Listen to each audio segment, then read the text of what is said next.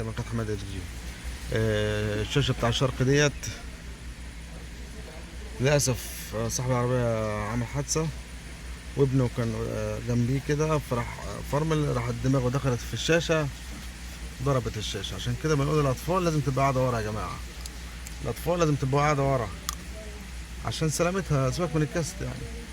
المهم ان الشاشه دي اتكسرت زي ما انتم شايفين كده، التاتش شغال بس طبعا بهايز التاتش، الشاشه شغاله، الازازه اللي اتكسرت زي حكايه الموبايلات بالظبط. طبعا لولا رزعه جامده دلوقتي تتكسر الشاشه دي، لانه ضد الكسر، عشان تتكسر دي خبطه جامده يعني.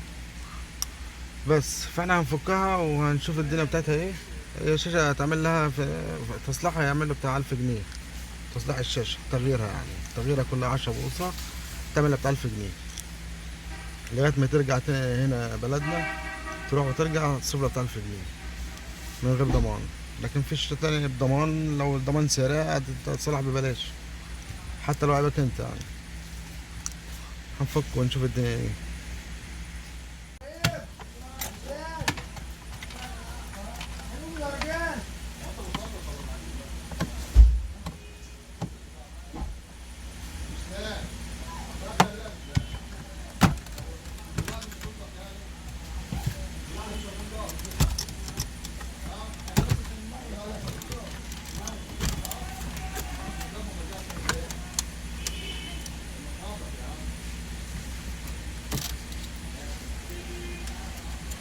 طبعا لازم نفك كل حاجه منها عشان الكاسيت هو اللي يروح، بس عشان الحاجه دي لو راحت ممكن تضيع.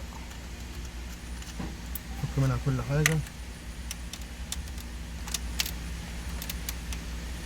كابلات، وسط الارسيه، وسط السماعات، كله، ونحوش منها الفريم ده كله.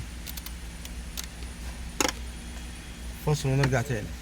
كده احنا فضينا الشاشه وسيبنا الفريم زي ما هو والانتظار عشان الراجل يعرف يمشي بالعربيه، وهنركب الفريم تاني ده كده مؤقتا بقى لغايه ما ايه الاشاره تتصلح وترجع نركبها تاني.